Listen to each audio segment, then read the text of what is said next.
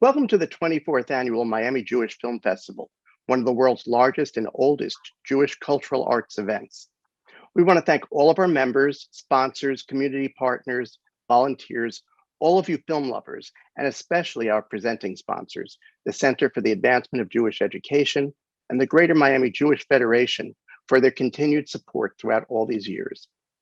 I'm journalist Steve Rothaus, and for 22 years, I covered South Florida's LGBTQ community for the Miami Herald. I'm excited to be moderating a virtual conversation with Cindy L. Abel, the award-winning producer and director of the new documentary, Surviving the Silence, which is featured at this year's festival. We also welcome the film's distinguished subjects, Colonel Pat Thompson, her wife, social justice advocate Barbara Brass, and LGBTQ rights icon, Colonel Margarthe Grethe Cammermeyer. Thank you all for joining us.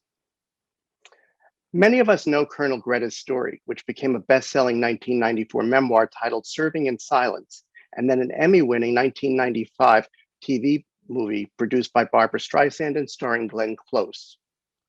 Colonel Grethe, the book and film, detail how you served decades as an Army nurse and successfully rose through the ranks.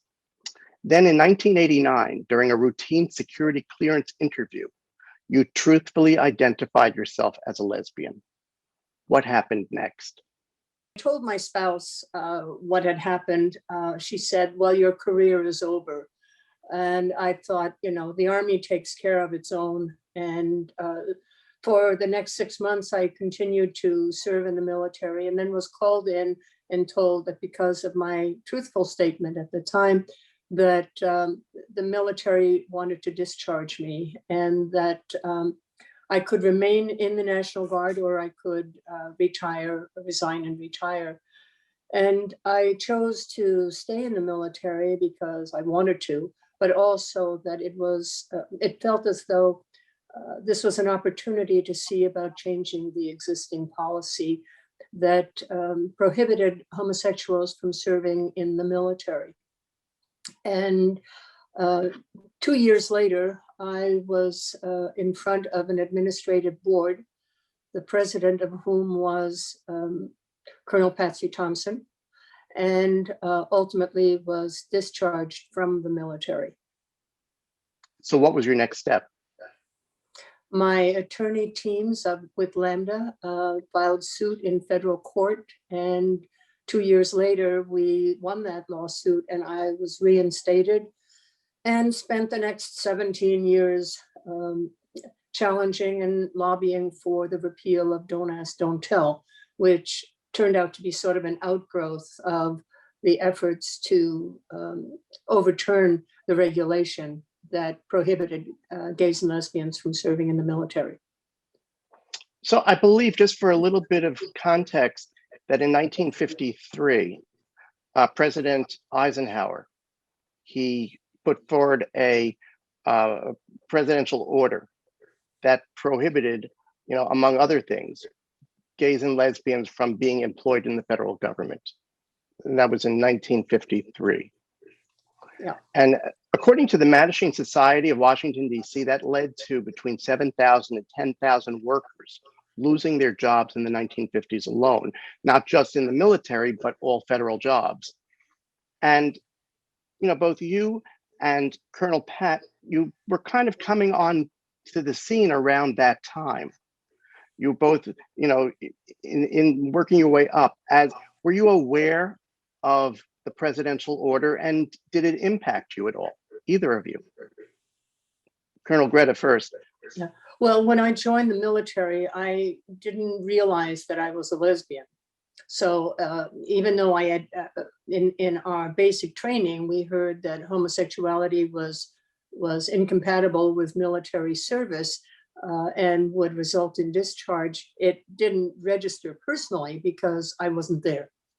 And that was the degree to which I was really aware of the policy or even homosexuals in general. So I was pretty naive, among other things. Okay, what happened when you came out, though? How did you begin to think about, wait a minute, I am a lesbian and I'm also serving in the military and the rules are that it's not compatible. So how did you handle that? Well, after 25 years of serving in the military, I think I had a record that spoke for itself. So there wasn't anything else that I needed to do other than to try to change the policy as it existed. Because at the time of my sort of coming out, it was a regulation. It was not a law. And when early on, when I first joined the military, women couldn't be married. And then they were allowed to marry, but then they weren't allowed to have children. And somebody worked on changing that policy so that ultimately I was allowed to go back into the military after my discharge because of pregnancy. And then I went back in the military and had children and was married and all of those sorts of things. And at the point of realizing that I was in a position, I thought, to change the ban against homosexuals serving in the military, it seemed as though it was my obligation to try to overturn that policy. And so I guess one says the rest is history. But just for more context, while you were challenging your dismissal was when Don't Ask, Don't Tell happened. It happened during that period, didn't it? Yes, it did. I began my challenge in 1989 when I said I was a lesbian. In 1991, when there was the board that discharged me, and in 1993 was when Don't Ask, Don't Tell was implemented by President Clinton and, well, by Congress under his auspices. So it became law then. What That's had correct. been a regulation, a presidential order, now was embedded in law, but you had already told. So Yes. It wasn't as if you could take it back. Now, Colonel Pat, you were coming up around that time. At what point in your life did you start to kind of understand that you were attracted to women? I always knew from being a little girl that I was different from my two older sisters. I didn't understand it. But as I became an adult, I did understand because of my feelings toward women. And I joined the military in 1956 after I had graduated from nursing school in 54. And I was aware that they did not allow homosexuals, but I've always felt strongly that the job that we do is so much more important that should be to them than who we love. That should be a very private thing. And at what sacrifice, though, to you personally, having to keep anyone from knowing that you were a lesbian? Tell us a little bit about what life was like for you in the late 50s. It was difficult, more difficult at times than others. Actually, when I retired, I kind of felt like I suffered from PTSD. In looking back, I didn't realize it at the time. And tell us a little bit about your growing up, what kind of home life you had, and the environment as a child. I think I had a good childhood. I grew up in a small town of about 3,000 people, and we had lots of things to do, bowling alley, movie theaters, and then I was able to walk to school, which was good. And I just felt like that in looking back that I had a really good childhood. You did not share with your family, though, your feelings about being attracted to women or the fact that you were lesbian. No, I didn't come out to my family. They were very religious, and I didn't want to upset them. So I was 3,000 miles away and thought it wasn't that necessary until we had our film underway and knew we were going to be writing a book. And I thought, well, it's time. And how old are you? I was 80. It was time. It was, And Barb, how did you two meet? Well, we had just come out at the age of 30. So I was like a kid in a candy store looking for women to meet. I didn't have any real experiences. And I knew at that time that I was needed to explore my lesbianism, and felt that the best way was to maybe find like-minded women and hopefully start a relationship. So we went to a classic older women meeting. Pat was. Where were you? Where were you living? Sacramento. I had just moved to Sacramento earlier that year, and this was later in the fall, and new groups were starting, lesbian groups were starting at that time, 1984. So I was pretty well placed to start meeting women. And I did go to this classic older women meeting, even though it was designed for women 40 and up. I was 30, but I always got along well with older women. So I showed up there, and there were probably 60 women. They weren't all single. It was just a group to get people to know each other and people in the community. And Pat happened to be there. So I wanted to really meet a lot of people, but I only got to meet a couple of people. And she was one who caught my attention that evening. And you kind of made a date to meet each other? We did. We made a date for the day after, not that, I think that was a Friday, and we made a date for Sunday morning to go to her house, have breakfast, and then go to a camping women meeting, which was in the foothills here. And I was a young flake at the moment, at the time. I had not had a good night's sleep the night before, and was visiting somebody who had cats, which I'm allergic to, so I wasn't feeling great. So I called her when I was supposed to show up at her house and said, I'm just not feeling that well. She said, well, why don't you come later? And I did, but I really thought that she was probably a divorced woman with grown children who was also new to the lesbian scene.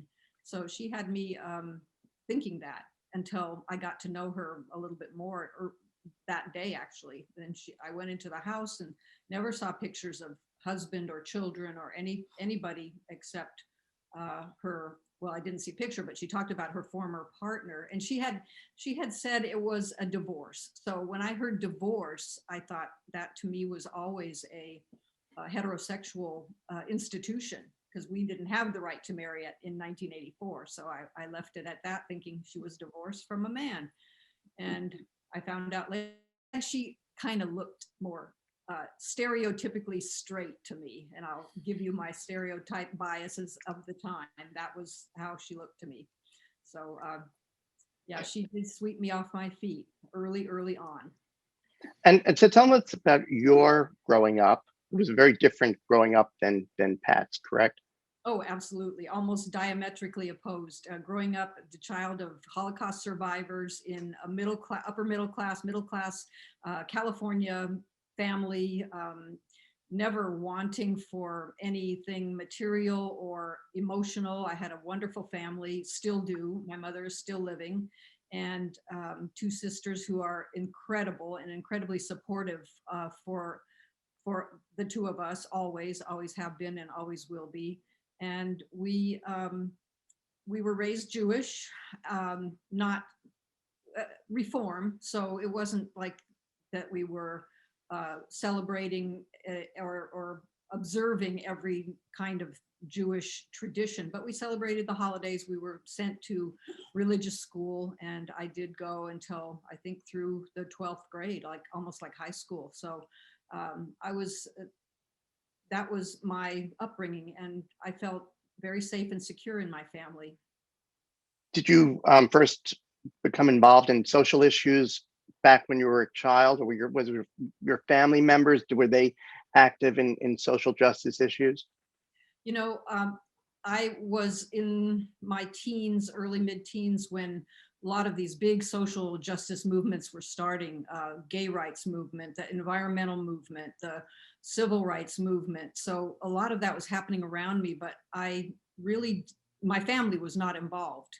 And when I got old enough to participate after college, my father had suddenly died. I was 22 years old and he died very suddenly. And that kind of threw a real big monkey wrench into my world.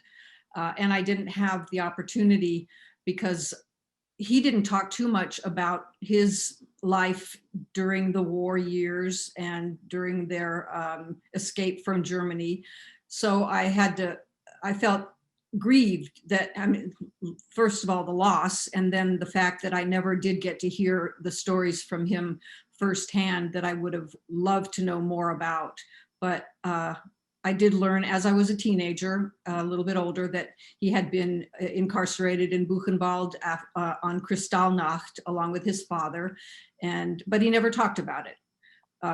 And those are things that I would have loved to have known, but I didn't know at the time to ask. And I had no idea that his life would be cut so short when I was becoming an adult to have the wherewithal to ask some of those questions. And over the years, the last 10 years, even more so, I have delved more into the history of the Holocaust. And I'm involved in a second generation Holocaust survivors group here in the Sacramento area, and reading and learning and going to webinars and meeting, well, until COVID, meeting with group once a month and talking a lot about how the generations of the descendants of Holocaust survivors have also been dealt a sort of trauma that comes along with the parents or grandparents who have suffered. So I'm seeing bits and pieces of that in myself, and that is fascinating and enlightening as well. So you didn't come out until after you had lost your father. Right. I was always, as a young child, knowing that I was like Pat, I just knew I wasn't like other people, other females, but I didn't know anything about it. And as growing up in the 50s and 60s, there were no role models. How could you know what being a lesbian was or being gay was unless it was shown to you in some format? And nobody in my family, nobody in my social circle, nobody in my school that I knew of. And so it took me a while to even find out that that was a thing. But then you came out in, I guess, in the early to mid 80s. Yes. Where you were, fully involved in the community. I started diving into the LGBT community at that time, and in that was during when AIDS was just starting to, or continuing. I know it had already started in the mid 80s, was just going rampant. But I only knew a couple of people, a couple of men who died. And I wasn't in a place where I could be involved like in San Francisco, where so many lesbians were connected so closely with gay men, and came in there as their life savers, their caregivers, and everything that they did. I was not in that type of position, but I was aware of what was happening. So at what point did the two of you meet? What year was that? 1984, September. Okay, 20. so it was in 84. And how long before you both moved in together? Well, Pat was geographically undesirable. I was 18 miles away. I lived in downtown Sacramento and in a little studio apartment about 2 blocks from the business my sister and I ran. It was a little sandwich shop down in Sacramento. So to travel 18 miles with the traffic was like just not, the best thing in the world. But she had a big house and I had a tiny apartment. And I started spending a lot more time with Pat and moved in on some level. Even though she said I never unpacked my books for years, she thought I was getting ready to move out because the books were still left in boxes. But we started living together pretty much early on. And I think until the business, until my sister and I sold the business, that was about 5 years. And we kept that little apartment downtown because it was convenient. So she thought, I don't know, maybe you thought I could just pick up and go, but I was very committed. But eventually you moved in together. Yes. And you built a house. Is that, you didn't build it, but you restored a house, is that? Pat bought this 1906 post-Victorian home. It's about 4,500 square feet. And when I moved in here, I started picking at it. It needed work. And I was not a contractor, but I also always had a desire to do something like that. So I started picking at the house, working on little projects and reading everything I could. That was way before YouTube and anything on, there was no online. So I just read books and good, the magazines that were available. And then fortunately I ran into a gay man who was a general contractor, and he and I started working together, and I learned from him and got my own contractor's license. So we have remodeled this house, I'd say 90 to 95%. Now Okay, it's and home maintenance. right. So you basically you're together, and now Colonel Pat, you are in the military, and you have to keep your relationship secret, right? Yes, to the general public, and also Right. to our neighbors. So we had to be very careful. Sure. And tell me, even in the house, I know that in the movie there's a scene in which you're sitting on a bed, and tell us how you built the house so that you were able to keep up the pretense. The door. Yeah, the secret passage. Well, that was something that came into my mind because we had Pat's family back in North Carolina who might visit and did visit. And I thought, and possibly other people who were not necessarily friendly to who we were. So I thought, well, I can do this. It's pretty simple. It was a place between the room that was going to be considered my room and the room that was Pat's room, which is actually our bedroom. And it goes between the two conjoining bathrooms. So as you saw in the film, how beautifully it was displayed that the doors just open and there's somebody on the other side. But we never really had to use it. We were, when Pat's family came, I was so gracious to offer that bedroom to one of the family members. So we had to bunk together, and You had to. But really, how did you feel, both of you, having to not let people know that you were in love and that you were, a couple? How did you reconcile that, both of you? Well, I had not ever, I was in the military so long, and I was so used to holding that part in and not having to share it, and didn't share it with my coworkers. I did know some of the basketball players. I played basketball with the Air Force when I was there, and so I did meet some lesbians, but there were very few and far between that were willing to come out and let people know, because they're afraid of getting kicked out. And I did witness that being done. well, as you Okay. saw in the film, I was very resentful of the military for us having to live that way. But I knew that the only way to survive and to keep Pat's career going was to live that way. So just became the way it was. And we followed all the rules we could, but we definitely did not stay buried in the closet, because we had an LGBT community around us here, and we participated and had friends and went to events and things like that. And as I have said many times, Colonel Pat Thompson walked between all those raindrops of that horrific military situation that she was living with for most of her life. Now, Cindy, I want to bring Cindy in. In addition to being a filmmaker and the founder of Atlantis Moon Productions, you're also a formidable LGBTQ rights activist. You served as a national co-chair for the Gay and Lesbian Victory Fund, which raises money and spends money to elect openly LGBTQ candidates. And how did you meet Colonel Pat and Barb? I happened to be screening my very first film, Breaking Through, which is appropriately enough about openly LGBT elected officials and all the barriers they broke through in order to live authentically. And these two nice women came up to me afterwards and were very generous and kind with how they felt about the film. And then I started talking with Barbara. And as she shared their story, how they had been together at that point for nearly 30 years, and their differences in backgrounds, I thought, oh my God, how do people stay together for 30 years? They come from very different geographies, very different religious backgrounds, very different life experiences. A pacifist falls in love with a colonel. What? How do those two stay together? And and then the age difference. And so I was fascinated with this. And the more I listened, the more I thought, oh, this is just, hopeless romantic that I am.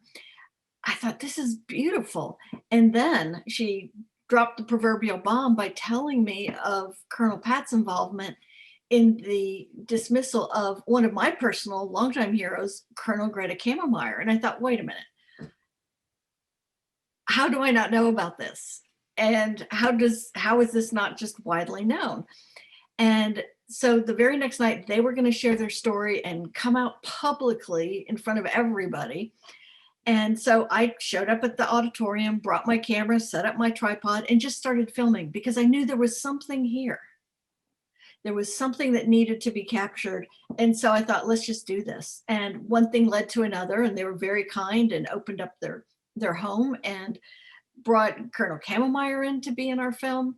And now we have a story that is very much about survival, as well as living authentically while finding a way to keep a loving relationship together. So, Colonel Grethe, explain to us how you came to know Colonel Pat. How did your lives intersect? Well, we had I was in the military in the reserves and also in the National Guard. And so Colonel Pat and I were both in the military and involved in similar exercises. So I knew her as my boss, if you will. And but I never knew that she was a lesbian. And after I was discharged finally in 1992, I was on a lecture circuit and was giving a talk about gays in the military at UC Davis. And after my talk, this short woman comes up and hands me her card that says Barbara Brass and Patsy Thompson. And that was the first time that I had sort of this aha moment and realized that they were a couple. And that absolutely astounded me because I'm so glad I didn't know at the time that she really didn't want to sit as president of my administrative board. I'm so glad I didn't know then because I really wanted her to preside over that and didn't realize what a horrible situation she was in, having to preside over my board and then ultimately discharge me while she was in the same situation, essentially, only closeted. So that was how you came together, that she, yes. Colonel Pat, you were basically put in the position of having to discharge Colonel Grethe. Yes. How did you feel about that when this happened, when they told you you're assigned to do this? What did you think? Well, I went to Washington State with a heavy heart. I didn't want to go. I didn't want to be there. I didn't want to do it, but I didn't have any choice. So I went, and all the time I couldn't help but put myself in Grethe's place and, to wonder how she was feeling. And it was so hard on me to do that. I cried all the way to dinner that night and got home. I was so happy to have Barbara to be my support person. She was so good with that. And I was so upset for quite a long time. And we got calls from some of the media people wanting to interview me, wanting to interview Barb. I wouldn't talk to them. And so finally, my state headquarters asked them to stop calling, and they did. So did you talk to each other about this, Barb? Did Pat and I talk to each other? Oh, Mhm. yes, quite a bit. And at that time, I really didn't understand the huge significance of what was happening. And I don't think Pat did either. I think she did everything she could to do the most she could to make this as positive as it could be, but there was no choice, but she had to dismiss Colonel Cammermeyer. But what she did put into that hearing was what had to go into the next civil case, and that's what made all the difference in the world. And it took a long time for Pat to know that all that she did and all the delays she made happen before that hearing, the military hearing started, made all the difference in the world to getting Colonel Cammermeyer reinstated. And that finally came through, and it's been a healing for her, such a big healing for her.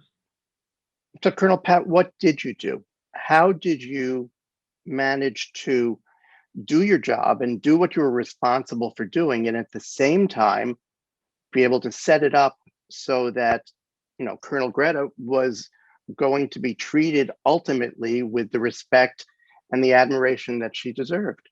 How did you reconcile that? Well, I knew a lot of her history, and I had read a lot about some of the things that some of the nurses that she had been in charge of had said and had written. And I knew what a great leader she was. And so before I had to take her federal recognition, I mentioned those kinds of things. I didn't know what to say. I just wished I had known what to say, you know, to help her. So I just did the best I could under the circumstances, and hopefully that worked well. But you also delayed the hearing by days and weeks. I'm not really sure how long. In the beginning, yes. Yeah, and that was what I think Colonel Cammermeyer will tell you what a difference that made. Yeah, it gave time to bring in the people that they needed for the hearing. My first hearing was in 1991. You know, if they had really been that concerned about me being a security risk, it wouldn't have taken them 2 years to boot me out. But in the meantime, I had a legal team that was building a case, and we had to have everything in place at the time of the administrative board, because when you go into federal court afterwards, you cannot bring in any further information. So the depositions, the documents, the testimonies and everything had to be ready to go at the hearing. And that took a long time because of the number of people that were involved, everybody from Washington, D.C. to the West Coast. And what Pat did was she stalled. And my own commander stalled until he was told, if you don't get these discharge proceedings started, we're going to go after you. And that would have been, you know, the same situation for Pat. And because she delayed to give us time, that meant that our records were complete and really would stand alone when we went into federal court. And that's why it was so significant, and ultimately built a case for everyone else also. And so we say it's, even though Don't Ask, Don't Tell came in between, that it sort of enabled me to go back in and was I think, pivotal in the conversation about gays being able to serve with distinction in the military. I have a few of the words that Colonel Pat, you know, used, that she had the quote sad duty, unquote, of having to make this recommendation to, quote, one of the great Americans, was the way she described you, Colonel Grethe. And she stated that you had consistently provided superb leadership and that you have many outstanding accomplishments to your credit. And in doing that, how did that make a difference in her saying these things about you? That when the judge, made his ruling, how did the judge take that and use that to reinstate you? Well, after my discharge, there was 2 years of the process of going through. When she first said it, it was, it had, the effect on me was essentially when you say, and it is my sad duty to withdraw your federal recognition, it's like anything that precedes that has no meaning, because all of a sudden I am essentially nobody after 25 years of having been in the military. So it was extremely painful. And yet when the time came for the federal courts to hear the case, all of these pieces stood together to indicate that, I was of value to the military. But, it's something that you carry forever, that sense of being discarded. These comments in the hearings, and you talked about your sad duty. Were you aware that you were helping to build a case for Colonel Grethe to be able to be restored later? Did that go through your mind? That was not in my mind, because I just wasn't really sure where it was going to go from there. I wasn't familiar with that part of it, but I was certainly pleased when I found out that things that I had said and done were so helpful. And when did you meet each other again after that?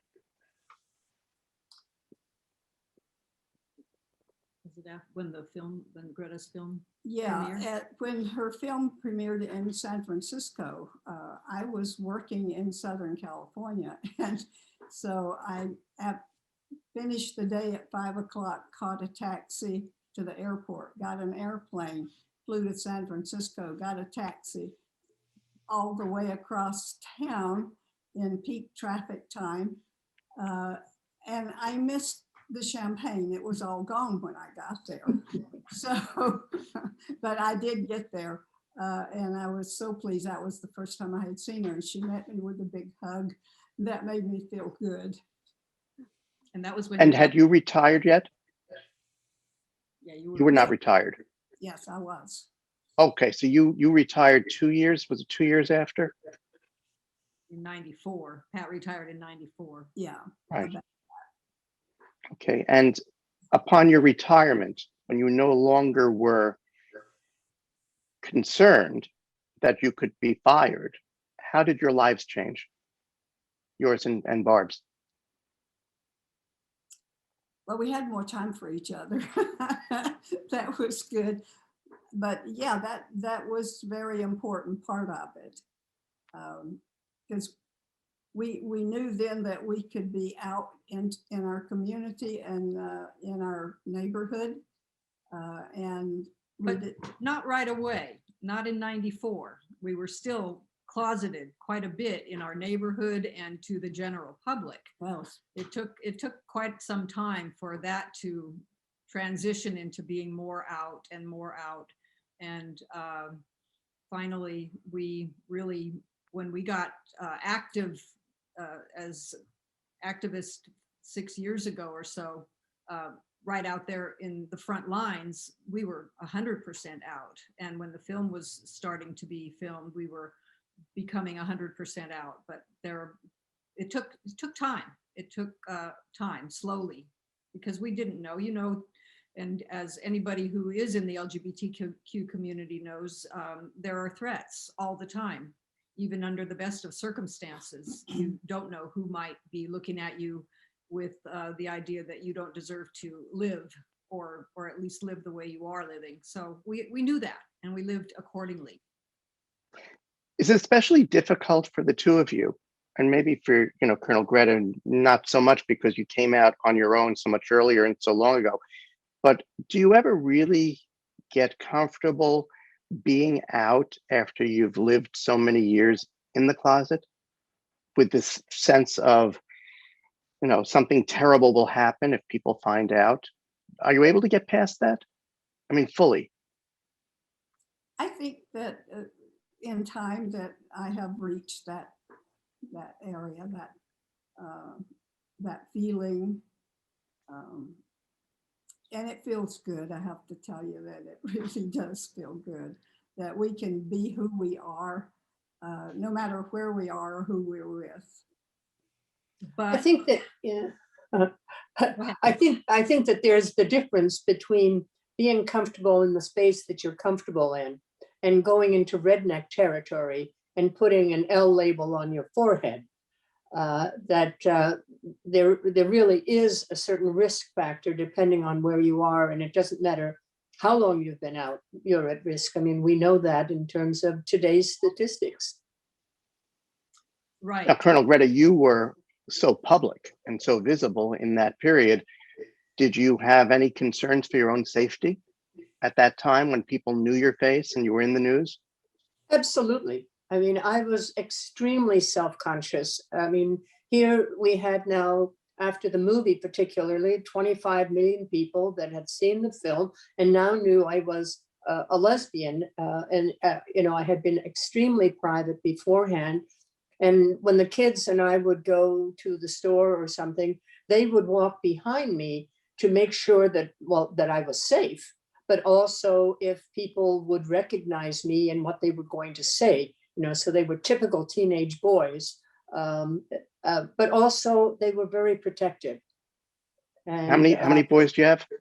I had 4, one died or was killed. And so they were all very involved in everything during those early years. And later, when I ran for Congress in 1998, one of my sons sort of took a hiatus from school because he wanted to be there to show family values if anyone was questioning why I was running and whether or not it made a difference in our family values.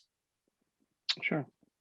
Now, Cindy, you say that there were 3 primary motivations, I think are your words, for having made this movie.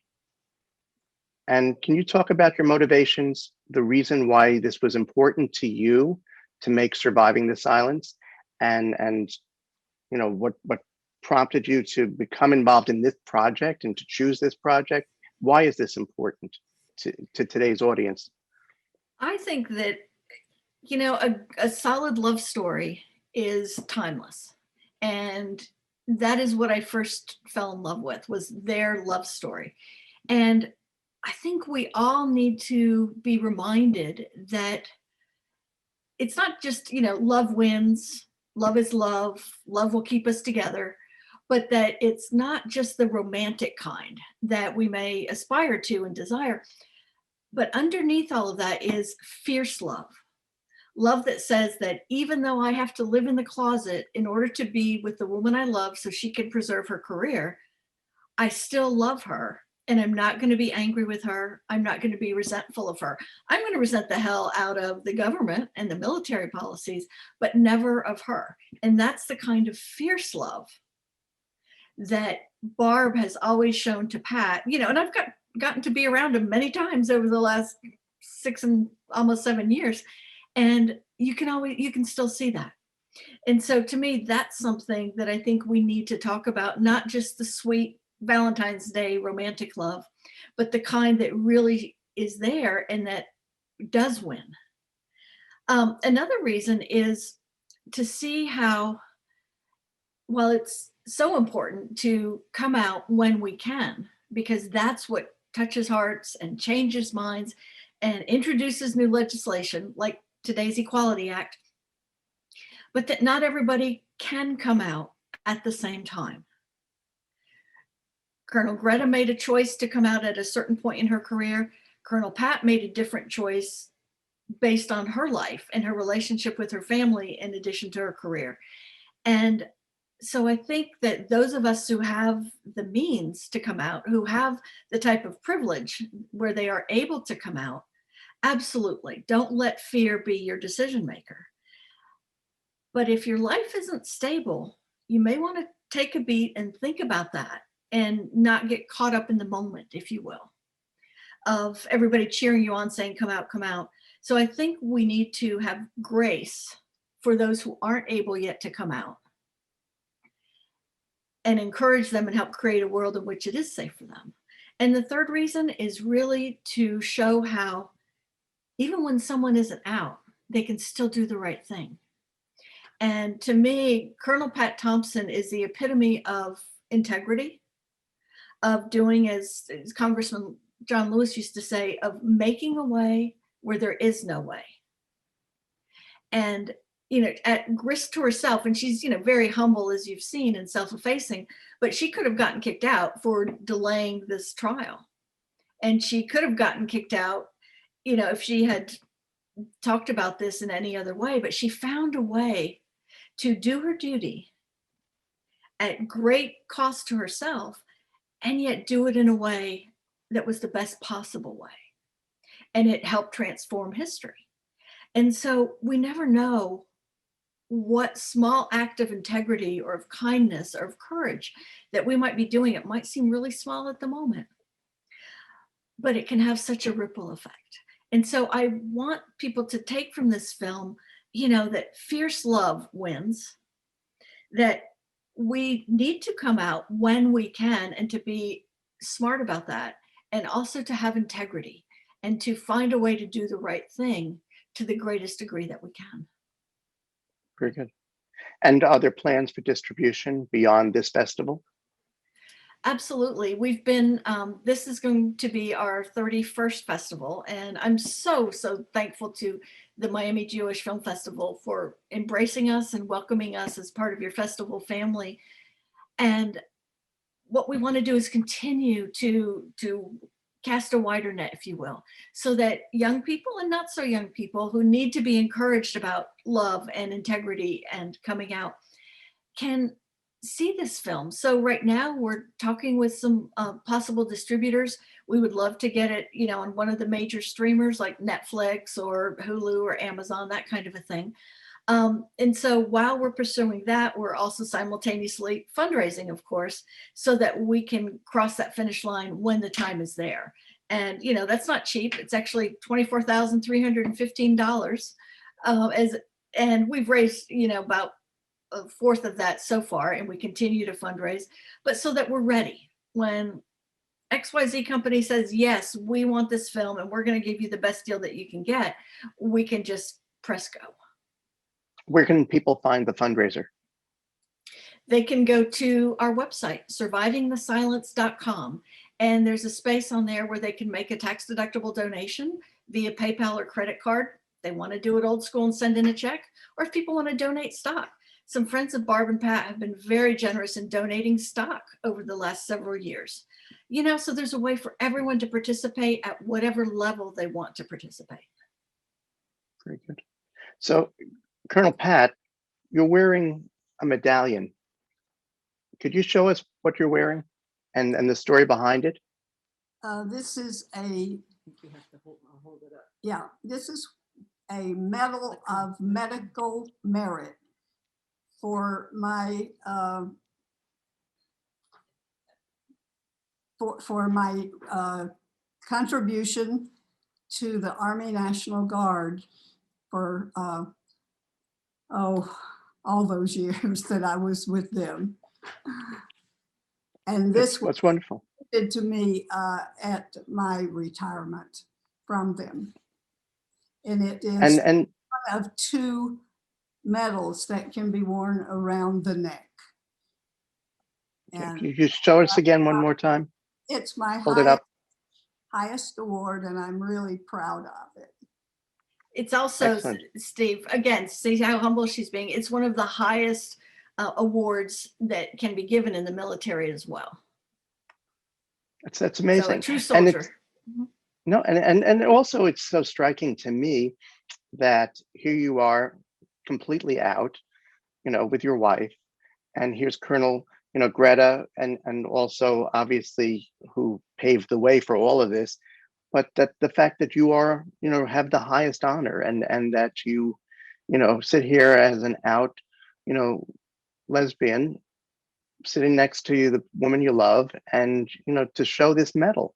And I think it's, did to say, oh, did you think that this could happen? And you probably gave it no thought to it happening 25 or 30 years ago. But how do you feel today that you can actually do that, to sit in public, to sit in this Zoom conversation and hold up that medal sitting next to the woman who you love, your wife? How do you feel?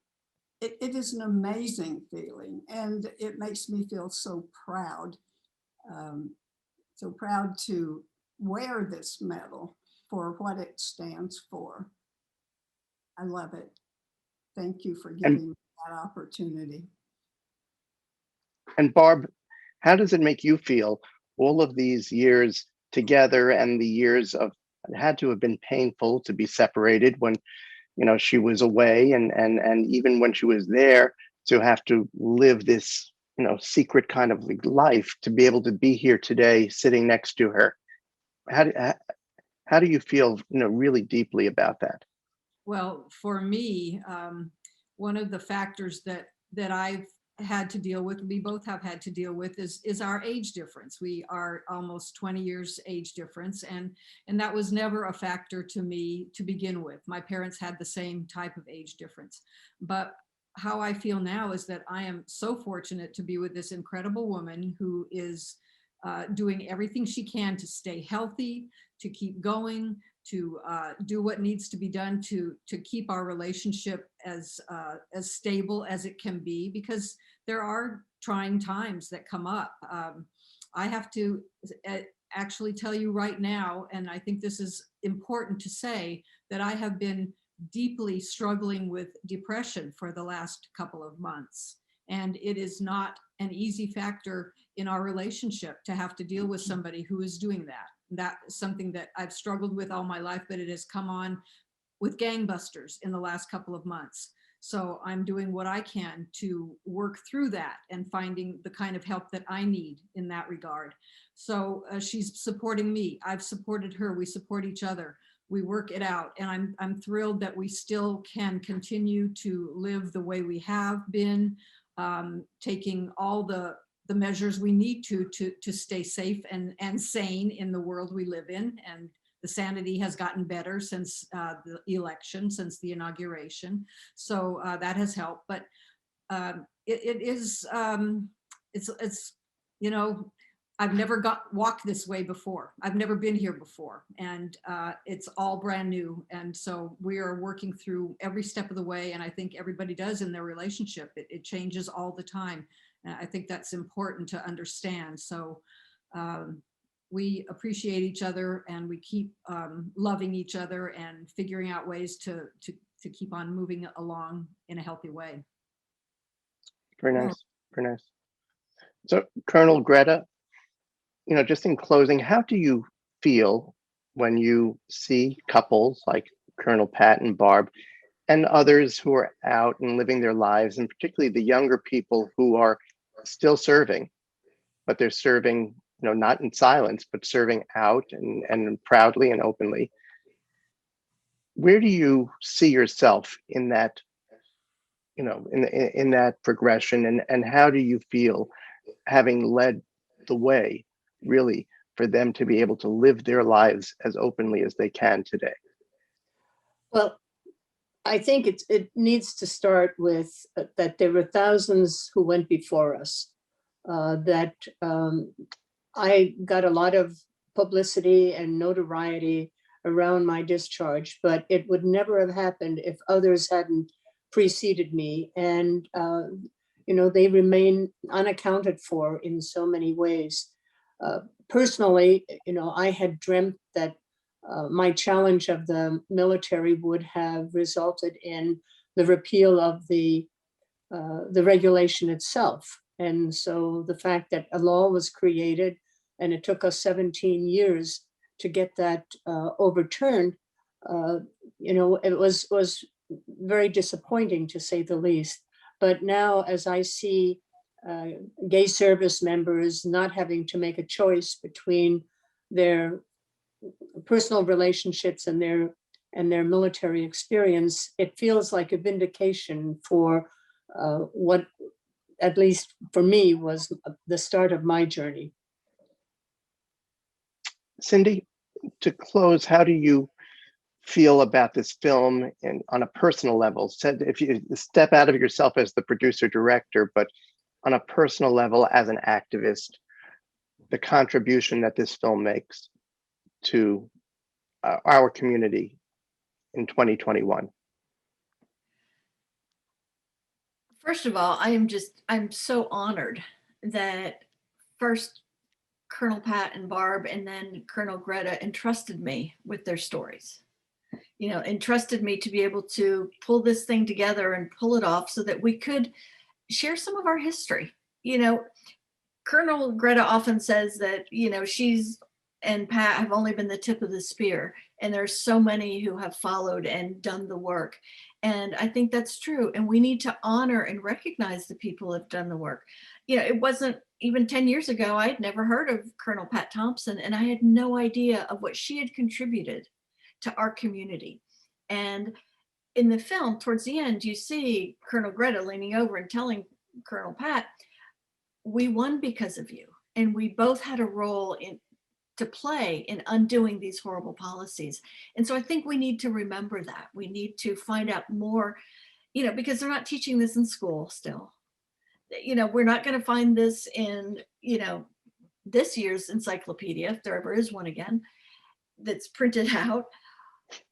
But we need to know about this. And I think we need to draw strength from the people who have paved the way for us and who have shown us what is possible.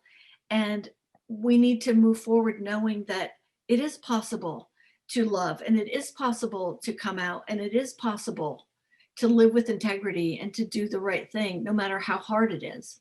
And who knows, maybe we'll even change even more history. Wonderful. Thank you. Thank you to Director Cindy Abel of Atlantis Moon Productions and Colonel Pat Thompson, Barbara Brass, and Colonel Margarthe Cammermeyer of the documentary Surviving the Silence for joining us. Once again, thank you to all of our members, sponsors, community partners, volunteers, all of you film lovers, and especially our presenting sponsors, the Center for the Advancement of Jewish Education and the Greater Miami Jewish Federation for their continued support throughout all of these years. And thank you, our audience, for participating in the 24th Annual Miami Jewish Film Festival.